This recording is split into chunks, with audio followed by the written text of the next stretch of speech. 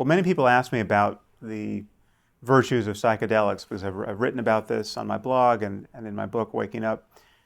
And they were at a point early in my inquiry, they were indispensable. And this is an experience that's shared by many Westerners.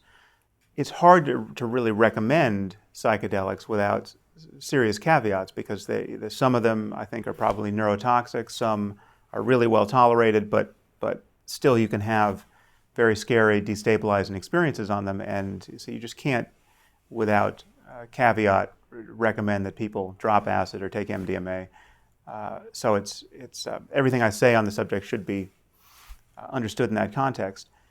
But for some people, taking a drug is the only way they're going to notice that it's possible to have a very different experience of the world. They're sufficiently lumpen and uninquisitive about the nature of their own minds that if you tell them to meditate, if you teach them mindfulness, you tell them how to follow their breath, they will look inside for 30 seconds or 30 minutes and see nothing of interest and walk away feeling that there's no there. Either it doesn't work for them or that everyone else must be just faking it, or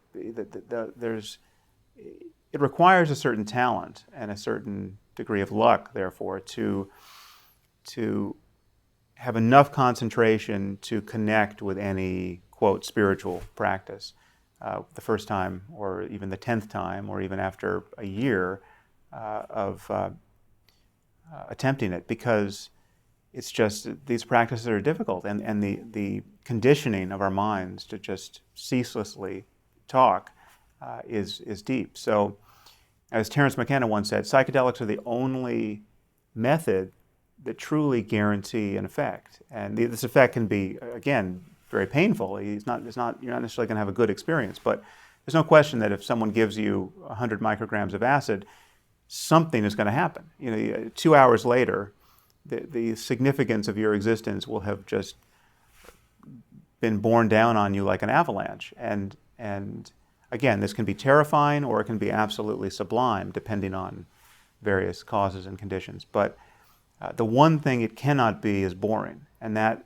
is, you can't say that about yoga or meditation or just going into solitude or anything else that any other non-pharmacological means of inquiry. So where drugs have been indispensable for many people is in advertising the possibility of a change in consciousness. And so I don't think they're durable methods for people. I don't think you need or should just keep taking drugs month after month, year after year as a mode of spiritual inquiry. But there's certainly a period in many people's lives at the beginning where you wouldn't even see a glimmer of reason to suspect that a radical change in the nature of your experience would be possible.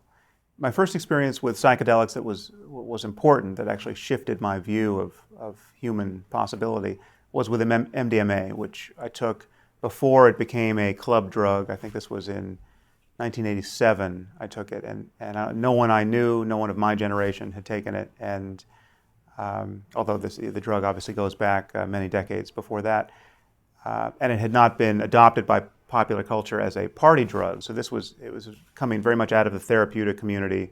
People were doing, in a closeted way, psychotherapy with it. And I took it as a means of discovering something about the nature of my mind. It was not a social situation. I was just, a friend and I were alone, and we took it together and just had a conversation on this drug. And what was revelatory about it was that it was an experience of absolute sobriety. It was not, there was no druggy component to it. We just became clearer and clearer and clearer in our thinking and feeling.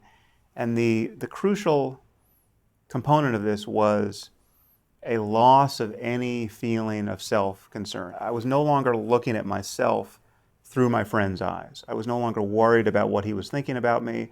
I was no longer subtly correcting course based on changes I saw in how he was perceiving what I was saying. there was a whole veneer of fear, frankly, that I didn't know was there, that got stripped away. And there was just kind of naked awareness of the present moment. And what came into that void was a very clear understanding that I loved him. Here I was, 18 or 19, and I was not in the habit of thinking about how much I loved the men in my life.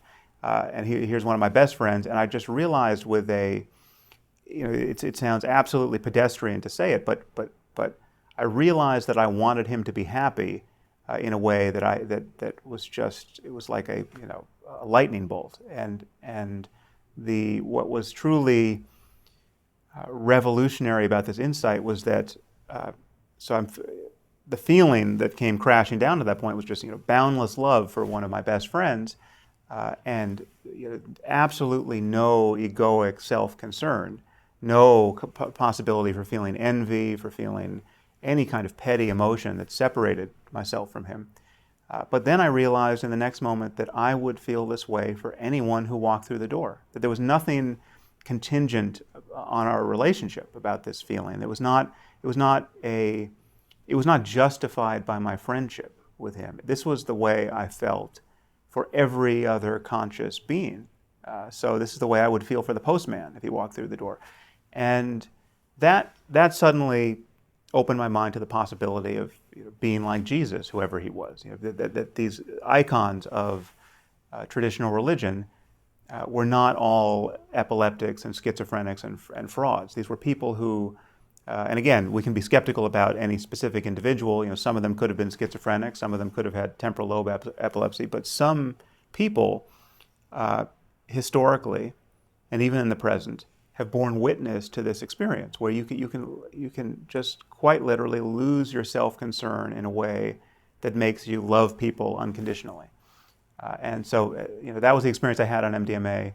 It, frankly, blew my mind, and it took me years for me to integrate this understanding of this possibility into my intellectual life, and it prompted me to seek to have this experience in other ways. For many, many years, I spent years studying meditation in various contexts, mostly in India and Nepal. I can say you can have this experience without MDMA. MDMA isn't the only way to have it.